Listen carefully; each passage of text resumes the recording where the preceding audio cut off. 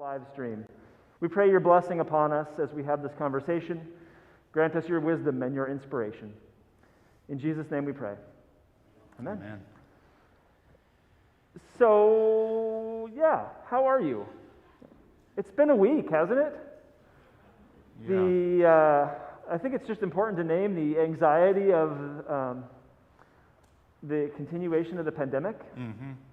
I think we're not in the same place we thought we would be even just weeks ago. With the Omicron development, this has set us back a bit. And as I watch the news and have conversations with folks, I'm just aware of the anxiety that way. And then we also passed the anniversary of the January 6th insurrection. And so I know we've been seeing a lot of images on the news around that. And I think that's just kind of what's in my mind right now, I think, as we go through this week. And then we've dealt with inclement weather. This is yesterday was the first day that I haven't had to carry a snow shovel to dig my car out of my driveway. Yeah. Hey, Mark, is there any kind of an update that you would be comfortable offering in terms of your family preparation for Holden? Is there anything that you would... Yeah. So we spent yesterday cleaning out our garage. Just the logistics is what we're dealing with right now. But the timeline is going to be Pastor Dwight and I will be here next Sunday, and we're going to co-officiate and co-preach at that. And the story is the wedding of Cana. So I'm excited to play with that story of the wedding of Cana with you. And then on the 23rd, Pastor Dwight will not be with us. He has a training session that he's facilitating for Episcopalian clergy. That 23rd will be my sending Sunday, and we'll talk about what that will look like and ways for you to be involved in that sending Sunday. I am avoiding at all costs, just so you know, the language of my last Sunday, because I wanted that to be my sending Sunday with the imagination that will bookend with my return. Mm-hmm. And somebody asked me a question about why is it important for me to stay connected to St. Luke's while I'm at Holden? It would be a lot easier logistically, honestly, just to say, Dwight, St. Luke's, good luck. I'm going to be gone for 18 months. Because I'm coming back, maintaining that continuity felt important to me. And then once this turned more from a personal endeavor to a all in this together endeavor, asking these really big kind of church questions, what are we learning and how are we capturing that, all the more it felt more important to stay in conversation with the community at St. Luke's. Because I'm going to be learning, you're going to be learning, and keeping that communication of learning channel open, I think, is going to be really important. I'm not going to try to oversell and underdeliver this, because I'm not going to be here every Sunday. I'm not going to be here like it is now. It'll be different. You'll be in great hands. Well, I think we're still figuring that out. Clearly, I'm finding my legs, and I'm a grown-up. I'm an author. You'd think I'd be able to read at this point in my life, but I'll figure that out, and I'll get on top of that. Letters make words. Letters make words. They string them together, and meaning can be transmitted. And I'm still working on that a little bit. It's so interesting to be in a space where I feel like I'm such a kid learning again, and it's scary, and I want to impress you, and I want you to like me, and I'm afraid I'm going to get it all wrong, and I know that that's not the point. And yet, I'm actually trying to welcome all of that feeling and emotion that I have inside me, because it feels like a gift to have it again at this time in my life. So I am so grateful to have these weeks of warm transition, to be able to watch Pastor Mark, to be able to pick up part of how he does what he does, but more importantly, to feel why he does it, and to listen for what we as a community, as St. Luke's need. And that's the thing I'm trying to really absorb in my own body. So I'm grateful for your patience and your kindness with me as I find my feet. As I just think about the liturgy, for me personally, the liturgy only works as a conduit of worship if I'm able to hold it reverently, but also, I get a little pitchy and occasionally in the Kyrie, and just that we're all in this together, and that there's this kind of beautiful sense of this is ushering us into worship. And if something doesn't go right or perfectly or we Right. bobble something, that's okay. We can catch each other in that grace because we're still ushered into worship.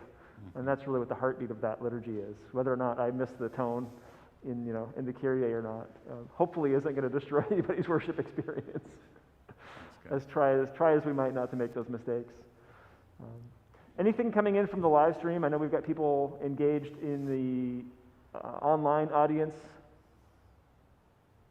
Okay, I'm assuming no news is good news from them. If they can hear us, I'm assuming they'd let us know.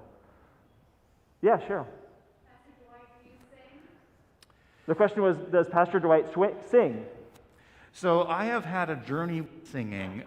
When I was in second grade, my second grade teacher, Mrs. Heisinger, we were getting ready for, at that time in the schools, we still did Christmas pageants and that kind of a thing.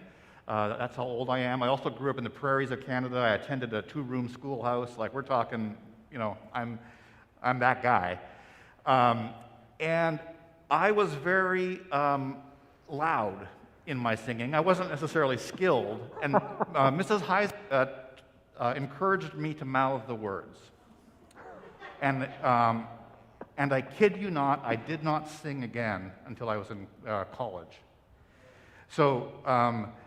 So becoming comfortable with my own singing is something that I've been singing now for years. I've actually engaged in karaoke for the first time this summer. In a safe environment. I was with my family, my relatives, and my sister's family, and we were having a blast, and maybe a pint or two in, and the karaoke erupted. So I'm finding my voice. Please tell me it was Bon Jovi. That's all the classics from my era, for sure. But so the answer is I'm not sure. I hope to be able to experiment with that with y'all more than I've ever done previously. I want to risk that. I want to grow. So I don't know exactly what that'll mean for me. Do you have something specific that you would like me to sing for you?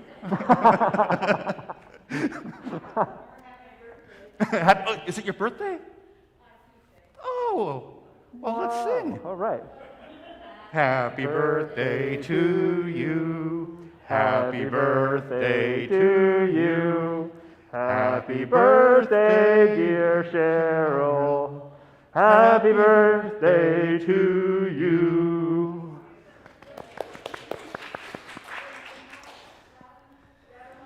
Was the mic good there? Yeah. You probably should have cut me there. It's all good. So one of the questions was for me, as we think about the transition to how it's important for me to be involved in the life of St. Luke's, albeit in a different, maybe smaller capacity than I am right now. But what will those vehicles be? Mm-hmm. And early in the transition, probably, Pastor Dwight and I will be on the phone or emailing probably fairly regularly. Mm-hmm. We'll have questions about worship preparation, about organization, about things like that. So we'll probably be in pretty close contact through the week. And that may, grow to a place where we don't need to have as much contact. But I like talking to Dwight, so we may just have a weekly phone call. Yeah. And then I'll be present with the staff via Zoom. And again, that may be more frequently at the beginning, and then that'll lessen as the time goes on.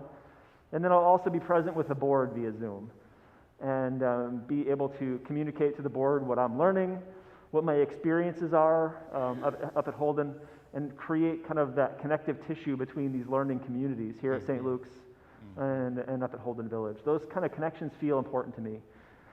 So we can really rest in those questions. So what does the future of the church need to look like?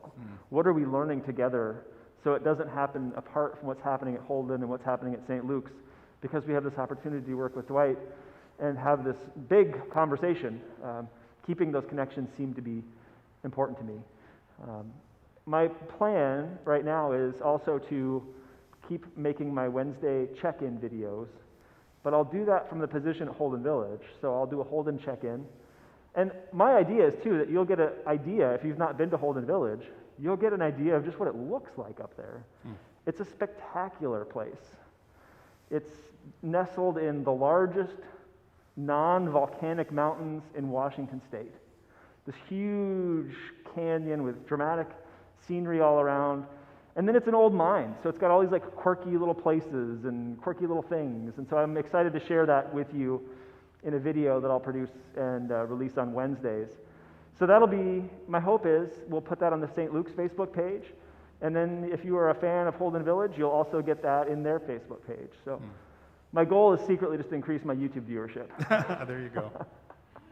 Yeah, Judy. Question I had was from another congregant is what will your days look like?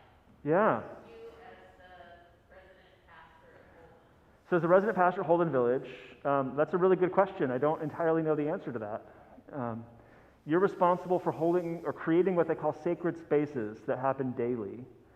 So I would be responsible for organizing a morning matin service that happens around breakfast, an evening compline service or an evening worship service that happens a couple days a week. And then their primary worship gathering right now is on Sunday evenings, is their Eucharist gathering. So my job would be to tend those kind of spaces and those worship opportunities. But then you're also village chaplain. And so I see it, and I think every pastor who's been to Holden Village probably sees this as a little different, but I see it as me going out and being present in the midst of the day with the people of the village and the workers who are doing their things. And being that storyteller, collecting the stories of what God is up to in Railroad Creek, what God is up to in this place, and how is the Spirit moving in our midst. And then I've never been up there in the summer, and some people who have been up there in the summer look at me like, what? Because that's when Holden Village really comes to full program and full life. And so it's a little bit of fear and trepidation. But then you've got hundreds of guests in the village that you're facilitating worship for and present with guests as well. So all of those pieces kind of thread together in the life of the pastor at Holden Village. You're part of like what we do here, planning for worship services and preaching. But then you're also part, village chaplain to the residents, the long-term staff, and the guests who come to the village on a fairly regular basis. So, does that answer your question, sort of? Yeah. It's a really interesting role. And when I was talking to the directors about it, they were like wanting to make sure very clearly, like this isn't just a normal parish setting where you work with parish and plan a worship service and do that. And I told them, in my mind, you're really the village chaplain. There's going to be people there for all sorts of reasons. And it's my job to figure out those reasons and tend to their spiritual journey. And the directors kind of with relief looked at me and said, yeah, that's kind of what we're looking at. So you're part parish pastor, you're part chaplain, you're part all of those things.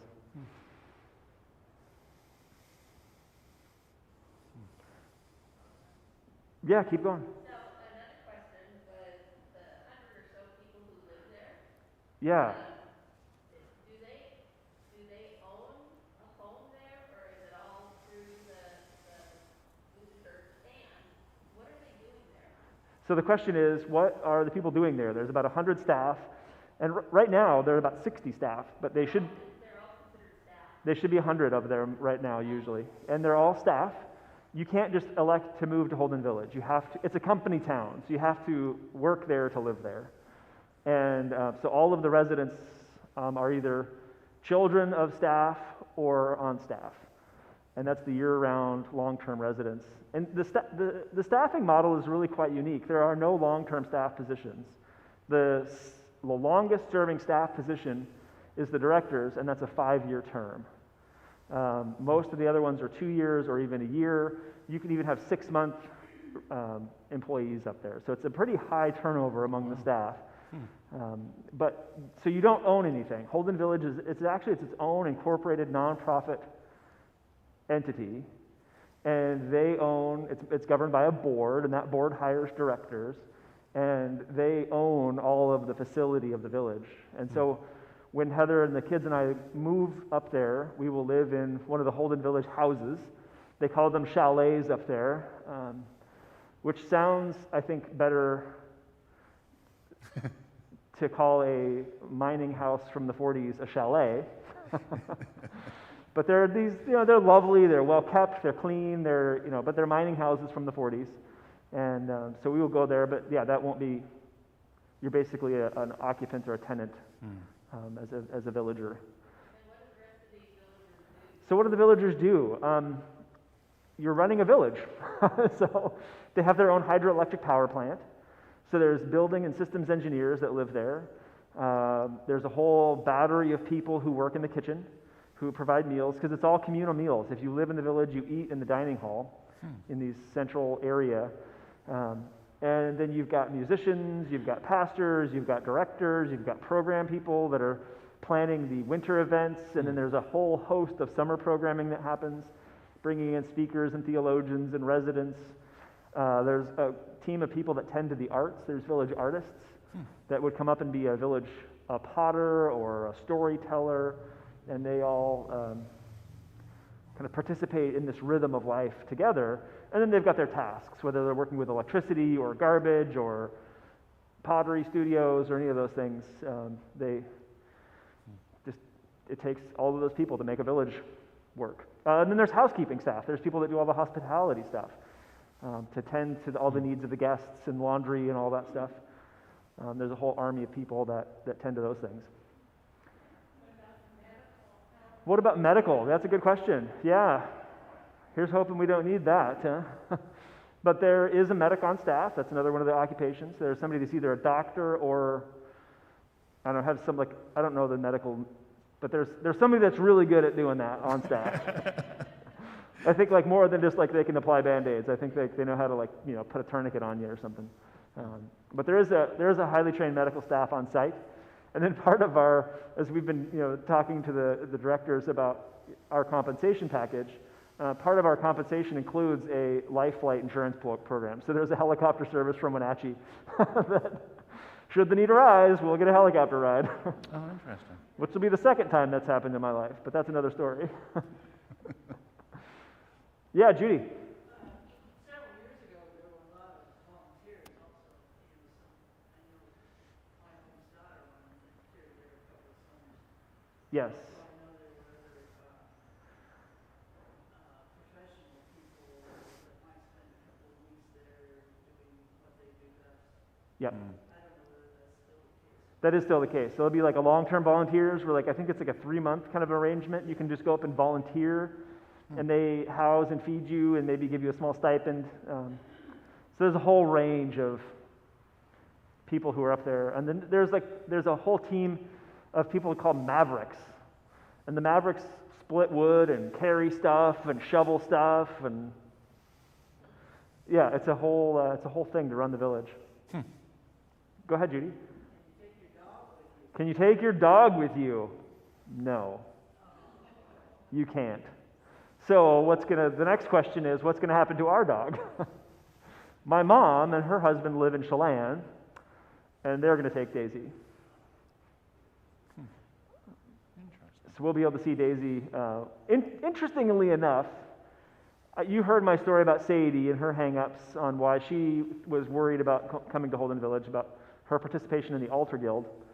And that's Caroline's biggest hang-up. She doesn't want to leave Daisy. Sweet little kids. Yeah. But we'll see Daisy when we go in and out of the village, and my mom will have her there. So. I was just going to ask, is all of the dining communal, or will you have kitchen facilities where you can prepare meals for your family? We do have a small kitchen facility up in our little chalet. And I asked some of the families when I was up there if they ever make dinner together or eat dinner together. And they laughed and they said, yeah, when we first got here, we did a couple times. But then we realized we had to do all the dishes. And there's a dish crew down in the... So that's an option, it's a possibility. Another thing that sometimes people do is they'll go take a meal and bring it back to their residence if you want just a little bit of family time or something. Because I think that's the challenge at Holden Village, particularly for a pastor, is anytime you're out and about, you're on, right? And you're always the village chaplain. So even if you're at dinner or even if you're walking around, whatever, and you're not really on the clock, right? That's an interesting challenge to how do you find that balance of not just always being on. So, yeah. So I was curious too if we could put you on the spot. You mentioned your son. Yep. How old is your son? Why don't you tell us a little bit about your family and what they're doing up right now? Sure. So I am partnered. My wife and I have been together since 1990. So we'll be celebrating 32 years if all goes well in May. There's time I feel between like you now have and a then, strong so chance, though. things happen. It's looking good. Yeah, things happen. But we both grew up together. I was 5 and she was 6 when we met, and across a crowded Sunday school classroom, our eyes met and we knew. No, we didn't. We did meet when I was 5 and she was 6, and we were part of a youth group together. We went to separate schools, but our youth group was really like we circled with this little group of best friends in our church, and we were best friends from middle school. There was a group of us that were best friends from middle school all the way through high school, and we started dating after her first year of college. She was in a choir at college, and a few of us went up to visit her during her first fall, just to say hi. And I had no imagination of dating Lynette at that point in my life. And they were singing a song. We went to a choir performance as her friends, and it was like a halo just lit up her. It's like, I knew in my heart, in that moment, during that choir recital, that I'd seen the woman I was going to marry. I mean, I had to convince her. And I remember going home and telling my best friend at the time, I saw the woman I'm going to marry. I didn't tell him who it was, because he knew who it was, and he knew that we weren't dating or anything like that. So we've journeyed together a long time. My wife's a public educator. She has been for most of her life.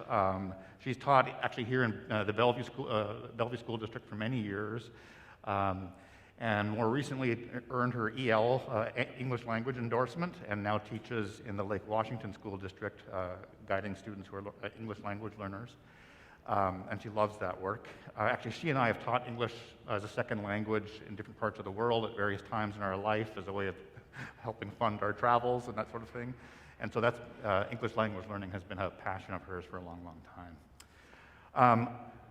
We have one child. We have a son named Pascal. He's 20 years old, and he is living in Seattle.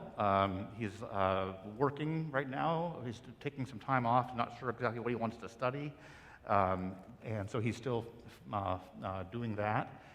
He's living with his girlfriend, and they are doing that, and so that's part of our reality. He's got this massive red hair. It's like this mane that I am so jealous of.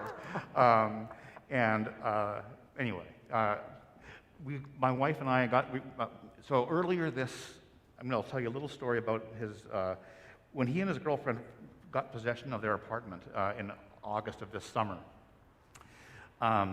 The week they got the keys, she was at work, and she worked at a doggy daycare, and one of the big dogs, as it was coming in, was so excited to see its friends, it jumped up on Justine and knocked her down a flight of stairs, and she broke her leg just above her ankle. So the very week that Pascal was moving out on his own, moving out of our basement and living kind of with mom and dad, he went not only from living on his own to becoming like a caregiver almost instantly. And I mean, for those of you who are parents and have been watching your kids grow, watching him all of a sudden step into adulting in a profound way and rising to the challenge has been such an amazing gift to be able to watch. I mean, he's got a long ways to go. He's 20 years old. He's navigating life. And I'm just super proud of him and the kind of man he's becoming. Actually, he and his girlfriend invited Lynette and I down to San Antonio, where she's from, to celebrate Christmas this year with her family. And so we were able to do that and met almost all of her family, and it was just really a fun time. Nice. Yeah, so that's kind of a glimpse into who we are. We also had a lovely dog, a little one-eyed rescue dog who was with us for a long time. He actually passed away in October, so we're still mourning the loss of him. A little Shih Tzu Havanese, which is in a world of boutique blends of dogs. A Havishits is a weird kind of blend. It's not ideal. It's not. But anyways, he was a beautiful little one-eyed creature. We loved him so much. So yeah. Any questions from the live stream? Just want to make sure we're attending the online audience. Awesome. Cheryl, go ahead. I was just going to say, I think I read at some point that you did some missionary work overseas. What countries were you? Yeah. So the question was, Dwight has done some overseas missionary work. Where has that been?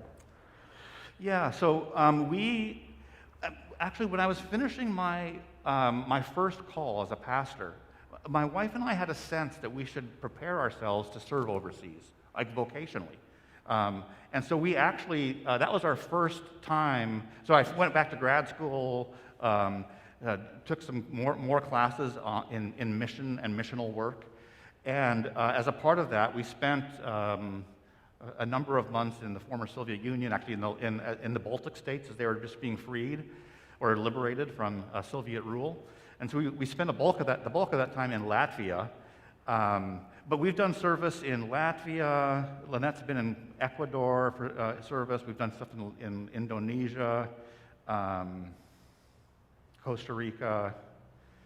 There's been a few other places too. In more recent work, in more recent years, a lot of my ministry work has also been with the United Nations. Increasingly, because I have worked so much of my research has been in helping the church locate itself in its neighborhood and its parish unto the flourishing of life for all, not just spiritually, but economically, politically, like just attending to the commons in a sense. A lot of my concern has been on a global scale. What's the health of our cities like? So it's not so my ministry has expanded to work with the UN under the UN Habitat initiatives, and I've traveled quite extensively, and what we're trying to do, so here's the backstory of why I got involved. About a decade ago, there was a group of people, clergy like me, who had all been engaging in reading the UN documents on what kind of cities do we need to have in the future if the world is going to survive, if we're going to have a thriving culture and economy, and if our globe can actually be sustainable. And we were reading this 500-page, we'd all read this 500-page document that described the future of the cities that we need. And we were sitting in a hot tub after a day of conversation, and we were struck, as we were talking about it, that there was no mention of religion in the entire document. And there was one footnote to grassroots organizing. And we were like, at that time, you know, even now, roughly 80% of the world's population is religiously, identifies as having a religious orientation. And here, the UN is trying to mobilize the globe to think differently and in a more healthy way about our cities without mobilizing people to attend to those changes through their religious traditions. And so we were like, that's not going to fly. Like, we have to activate people through their religious convictions. And so we created a proposal that we submitted to the UN to just say, listen, let's get a multi-faith series of conversations happening where we can begin activating the healthy city initiatives through people's religious traditions. And so we've done that for the last decade or so, trying to mobilize these multi-faith conversations. Typically what happens is as we gather at around a UN big event, for the first few days we meet as Christians and Buddhists and Muslims and whatever in our own little sectors to discuss the themes that we're going to explore that time. Then we come together interfaith-wise and talk about how can we bring these concerns and these strategies and these ways forward to our faith traditions, to the UN from our faith traditions. And then we participate with the UN gatherings, and we're always in the room asking faith-forward questions. So, like, how does our spirituality help us think about the environment differently, and that sort of a thing. That's a long answer. It's a long, rambling response to the international work that I'm involved with, but it feels to me like very much an extension of parish work. It's like we're all trying to figure out, how do we live with a multi-faith environment? How do we live sustainably? And how do we live to the flourishing of all? And that's kind of the work that I've been doing more recently. So, but when I first started thinking internationally about mission work, I primarily thought in terms of church planting and more church-centric mission. So it's evolved over time a little bit. Does that make sense? Yeah. So where does your UN work take you? Do you go to, is that in Geneva then, or is that in? It takes us all over. All over. So there's lots of UN events. The ones that I primarily attend or participate in are UN Habitat events. So we were in, I was literally in Dubai when the lockdown happened here. So in February of 2020, that was the last event. It was in Dubai. It was in Dubai. Yeah. Wow. But I've been in the Philippines and Indonesia and Malaysia, a lot of Southeast Asia the last few years for some reason. Yeah, interesting. I'm scheduled to be in Poland in June, although we're not sure if that's going to happen with all that's going on. But that would be the first time that we'd do a Europe trip since I've been a part of it. It's actually been kind of exciting work. Like the kinds of people you get to meet and be with, it's just been remarkable. And this past, at the Dubai event, was the first time in UN history that wasn't a multi-faith gathering specifically, that had a religious event on the schedule. And so it's like this group that is typically fairly secular in its orientation. After our decade worth of work, we actually had a room that was, and a time where we got to facilitate conversation for the broader audience, which was super exciting. I mean, it's a small thing, but. That's amazing. Yeah. Oh, one on the. Can you tell us a little bit about your teaching? Can you tell us a little bit about your teaching? About my teaching. So, So as you know, I'm a professor at the Seattle School of Theology and Psychology. We've been on winter break, and we're starting up this next, beginning on tomorrow, is my first day of the winter term. This term I'll be teaching 4 classes. I have a class on Monday, Tuesday, Wednesday, and Thursday. I'm actually hoping to teach one of them, probably my Wednesday class. Most often I'll teach from here. All of my teaching will be online this year, or this semester. Let's see, what am I teaching? I'm teaching a class in our common curriculum that's helping students be exposed to the Bible and theological traditions, like how do you think theologically. It's kind of an intro class. It's a large class. I have, I think, 80 students in the class, give or take. And most of them don't want to be in the class. So it's super fun. Because the majority of our students are a counseling psychology major, and the smaller percentage are theological students. And so there's a percentage of counseling psych folks who are saying, like, why do I have to take a class on Bible and theology? And so to have an opportunity to help them wrestle with how their idea of God has been formed, and to help them take that, think about it critically, and then to tease out the implications that however you think about God actually has implications for how you think about a human being, or about community and society and groups, and all of that. How you think about God has real implications for the world. And so helping them have a frame for that is really exciting. Teaching a class on preaching. I'll be teaching a class on, which feels really apropos as I'm kind of getting back into that in my own way. Different context than the way I've preached previously. So just so you know, the church that I pastored, for the last time I was pastoring, I pastored a church in the area called Quest. I did not preach in a regular sense. We were sitting, our church met in bars and coffee shops primarily, and we would have Socratic conversations where we would proclaim the word, but often it looked more like performance art and dialogue than it looked like a sermon. And so the proclamation, the preaching piece that I'll be engaged in will be kind of a return to my earlier days and to my seminary days, in contrast to what I've been doing more recently. But I love to be the gospel, the hope, the Christ being the hope of the world. Finding ways to to communicate that creatively is the love of my life. I also teach a class on pastoral ethics and leadership this term, and then I'm guiding a group on contextual learning. So I guide students into actually listening to where they are, if that makes sense.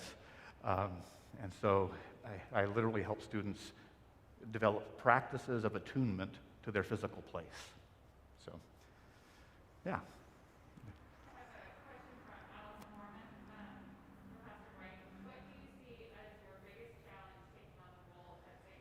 What's the biggest challenge for Pastor Dwight taking on the role at St. Luke's? Great question. Yeah, that's a great question. I mean, the unknown is always the biggest challenge. But in terms of the known aspects, time management feels like a big part of it. I am a full-time professor. That's has been my primary work for the last 20 years.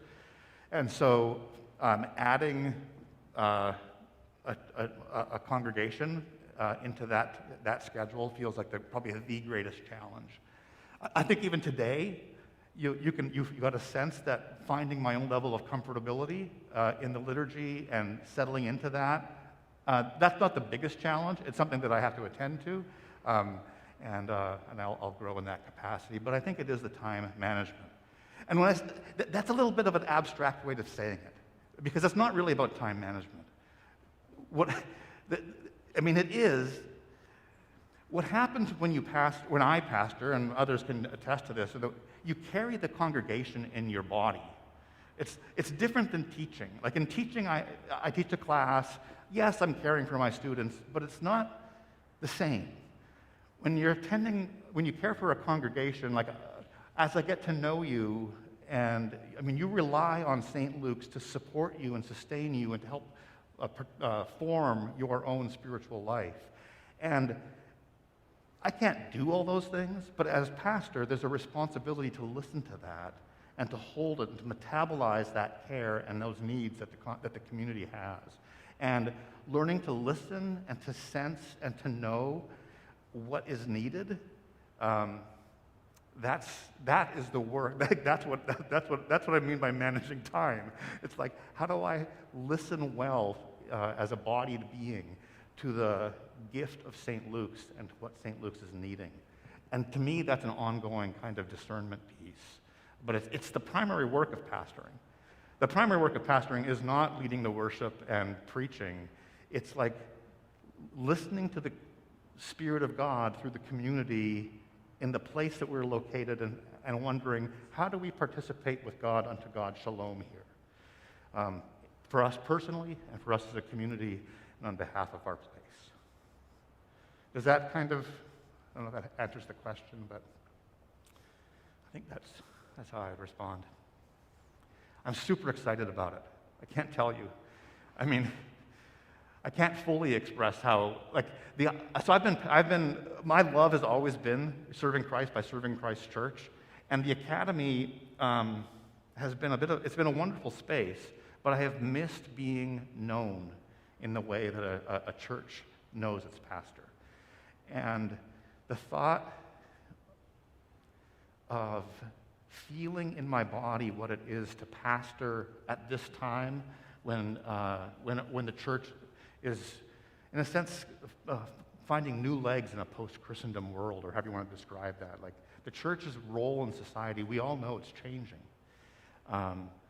And you just have to talk to your kids or your grandkids or your great-grandkids to get a sense that they're asking different questions.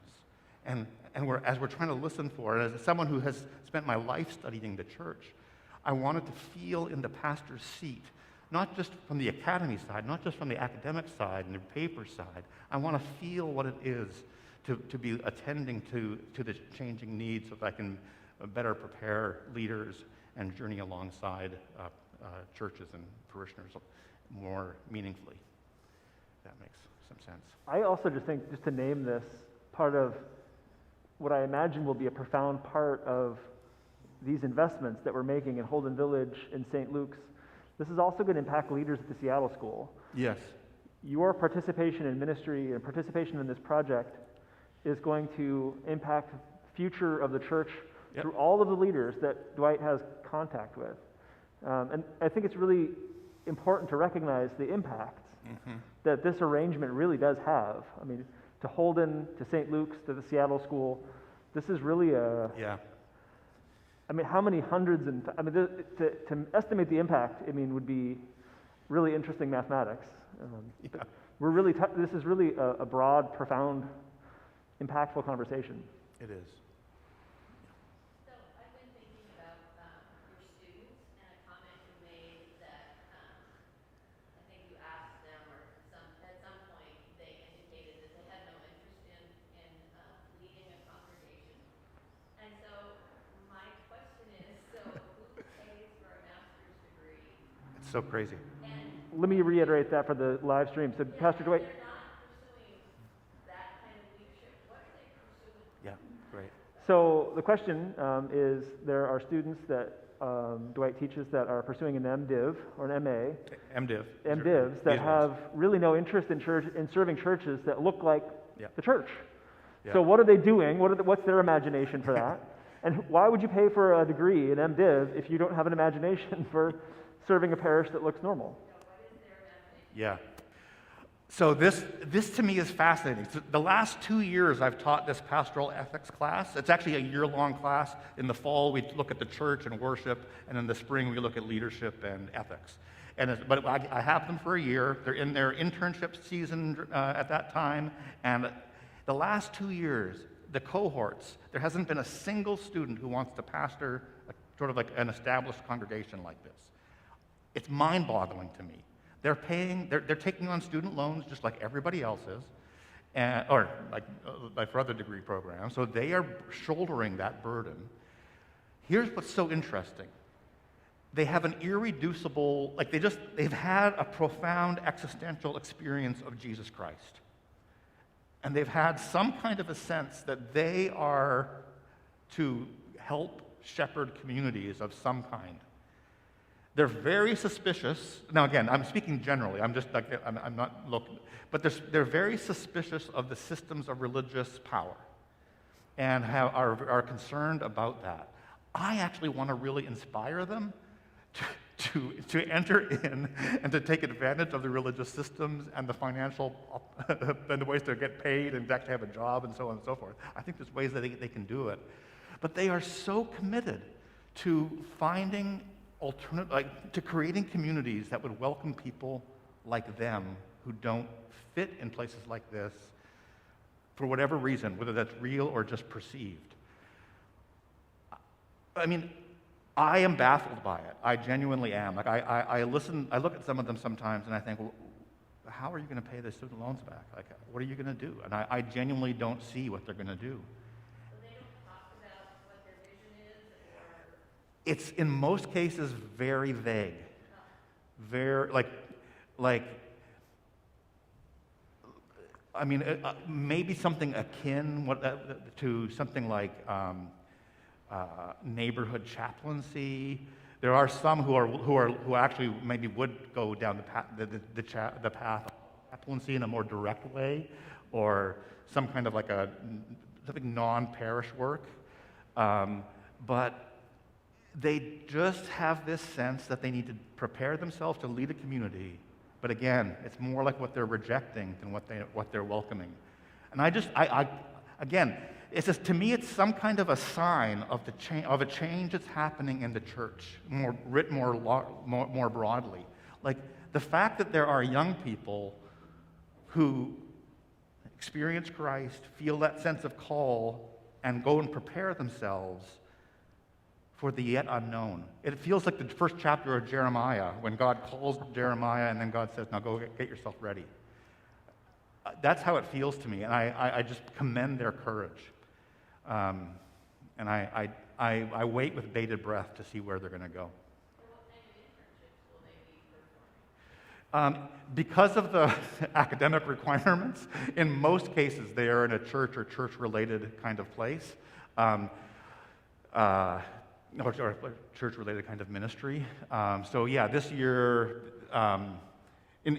what's interesting is a lot of the folks who come to our school, a lot of the MDiv students are non-binary or queer students.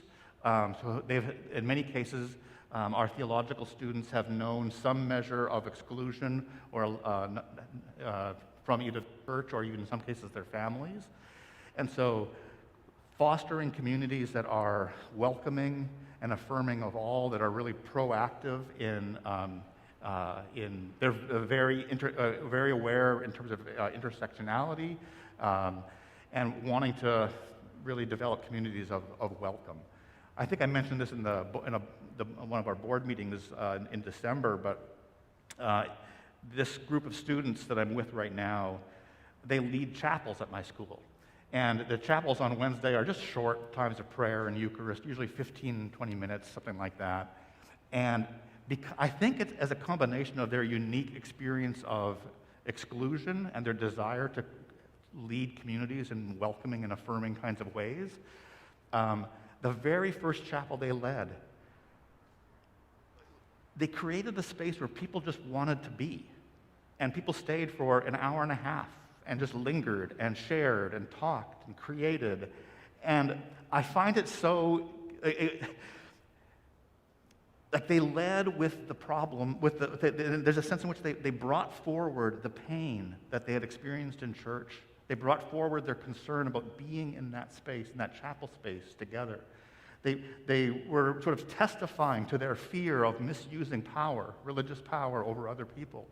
And as they did, they just created a space of welcome in a way that was really disarming and people resonated with. And I find it really curious.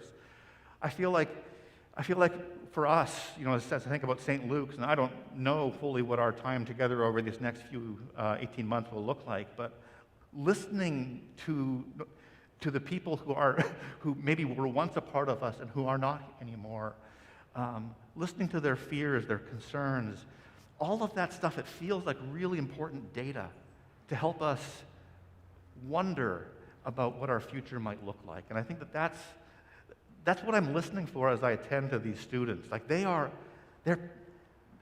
not trying to get people to church. That's not what they're trying to do at all.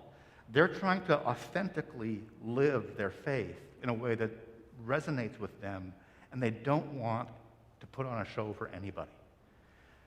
And I find it really curious, and I really want to attend well, and I want to listen well, because I think that the future is somehow in what they're doing.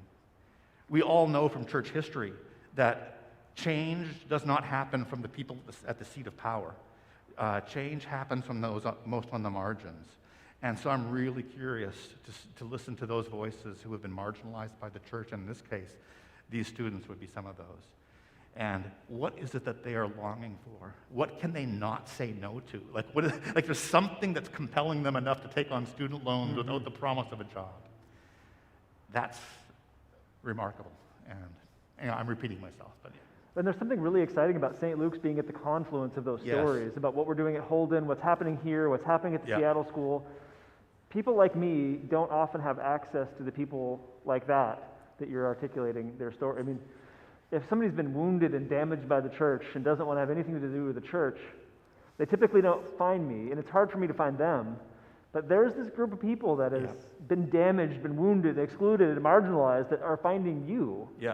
And you get that story, and then we get that experience, and you kind of see the magic that's happening here. It just seems profound. We got a live stream question. During the time when Pastor Mark is gone, will the staff need to take on added responsibilities? During the time I'm away, will the staff need to take on added responsibilities? Our staff already functions at a very high level and does a lot. And I don't anticipate that that's going to go up any higher. I think they're going to continue to function at a high level as they do. And I will continue to provide input and support, as will Pastor Dwight. Yep. And we've been in close conversation with staff. Rosalind's here. Carolyn's watching on the live stream. Melinda and her family are away. But I'm sure they're paying attention somehow to this conversation. And so, the staff has actively been talking about that. And we want to make sure they're supported and empowered as they have been. And a lot of that comes from you, frankly. Yeah. You, the people of St. Luke's, the community, support Carolyn and Melinda and Rosalind. Dwight and I will continue to do that. The board will continue to do that, but the hope is that they won't have to take on larger size roles that feels unfair or unethical for them. It is a deep concern, and I really appreciate the question, because I don't want the staff to have to pick up more work. I think it's something that myself and the board are going to be listening for, especially because what we don't want to compromise is the care of the St. Luke's community. That's paramount. Knowing that there is a community that has your back, that loves you, that supports you, that if something comes up, you know that you're not alone. That is paramount. That's what we are. That's what a church. That's part of what a church is. And so that's our commitment. And so if we find that things are falling through the cracks, we will name that and we will make adjustments. Yeah, absolutely. But it's something that we're attending to for sure. And we're just going to, we've got a pretty good idea of how this is going to work, but it's abstract at this point. And once we plug it in, we're going to see what smokes, and we'll attend to those little fires. Yeah. And we're going to, make sure that staff feel supported and not like, oh my gosh, I have to do all this too. Some of what I do on a regular basis and a weekly basis is tend to a lot of community things, whether that's boards I serve on or activities I function in. And some of those things are just going to get paused for 18 months, and that's just okay. It's not going to set us back or reset us anywhere, but that's a lot of the activity that I spend my week doing, and some of those things the staff's not going to pick up, other people aren't going to pick up. It's just we're going to hit pause on those for 18 months, and it'll be okay to do that. And then when I return, I'll resume in some of those roles and back in that kind of community activity. Yeah. So that is to say that the staff will continue to function at a high level. Pastor Dwight will continue to support them. You'll continue to support them. And then there's just some things that I'm not here, Dwight's not full-time, that we're just going to say not for now. And that feels right and okay. Yeah. Looks like we're at that time. Yeah, anything else from the live stream? Thanks for our live stream participants. I really appreciate you guys asking questions online. Thanks for you being here and asking questions and being careful thought partners with us. Yeah. Do you want to pray us out? I do. Yeah. Let's pray together. God of grace, it's such a gift to be together, to know that we are called and chosen and brought together as a community. Once we were not a people and now we are, and for that we are grateful. As we each go into our respective homes and neighborhoods and places of work, places of learning, we know we go with you, and we go with one another. So for your love, for your grace, and for one another, we say thank you in the name of Christ. Amen.